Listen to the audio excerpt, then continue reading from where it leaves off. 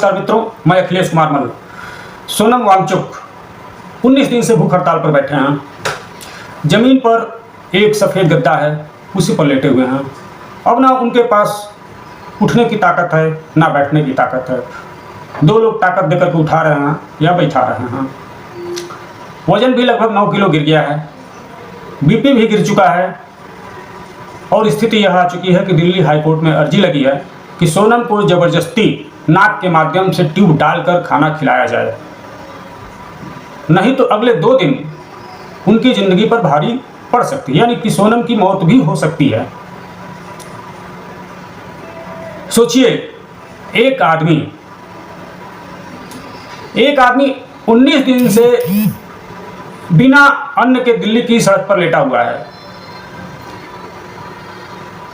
और सरकार बिल्कुल चुपचाप, यानी सरकार बिल्कुल साइलेंट स्थिति में पड़ी हुई है।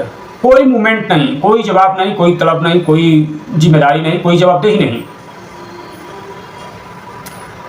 सोनम के अनशन स्थल से मात्र कुछ ही दूरी पर लगभग सभी मंत्रियों के आवास हैं, लगभग सभी मंत्री मौजूद हैं, लेकिन सभी के सभी साइलेंट हैं। सोनम वांगचुक लद्दाख के इंजीनियर हैं, जिन पर 3 इडियट्स फिल्म भी बनी थी और अपने समय के सबसे अधिक कमाने वाली फिल्म बनी थी। और वह एजुकेशनल रिफॉर्मर भी हैं।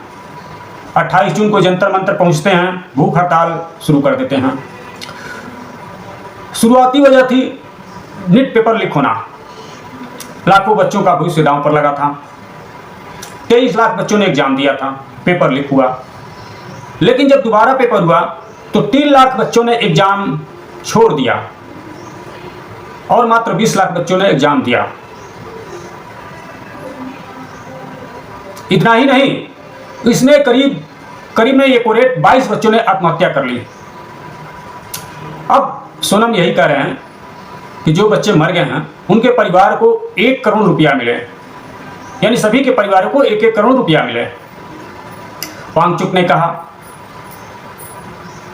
जब तक एजुकेशन मिनिस्टर धर्मेंद्र प्रधान इस्तीफा नहीं देते, मैं अन्न नहीं खाऊंगा।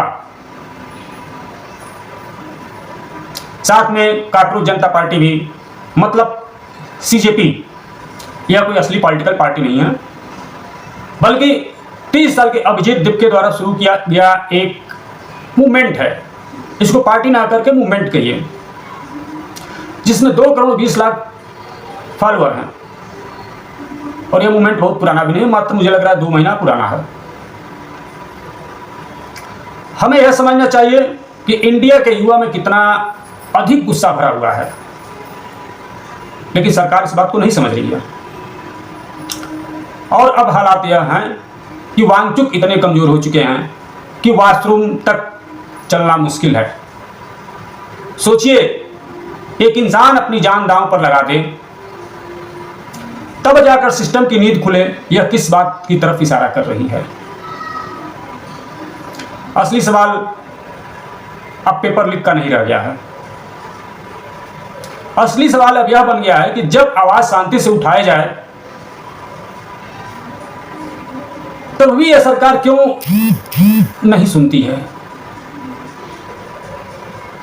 जबकि अंग्रेज भी इस शांतिपूर्ण आंदोलन को सुनते थे, गांधी जी के पास आते थे, हाल चाल लेते थे, लेकिन ये लोग नहीं सुनते हैं।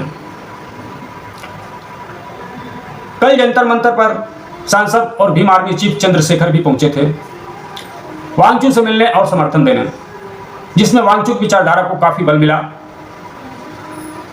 सूत्र यह भी बताते हैं कि सोनम से मिलने राहुल गांधी भी पहुंचने वाले हैं, जिससे सोनम की विचारधारा, या यूं कहिए कि युवाओं की विचारधारा को एक विशेष बल मिलेगा।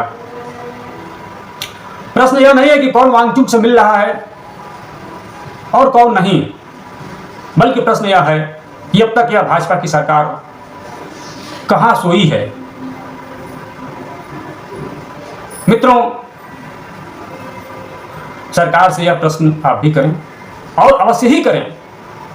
साथ ही वीडियो को शेयर करें, लाइक करें, कमेंट करें, ताकि घूमते घूमते यह वीडियो सरकार के बंद पड़े कानों तक पहुंच सके और हो सके तो सरकार के कानों पर जू रेंग जाए। जय हिंद मित्रों।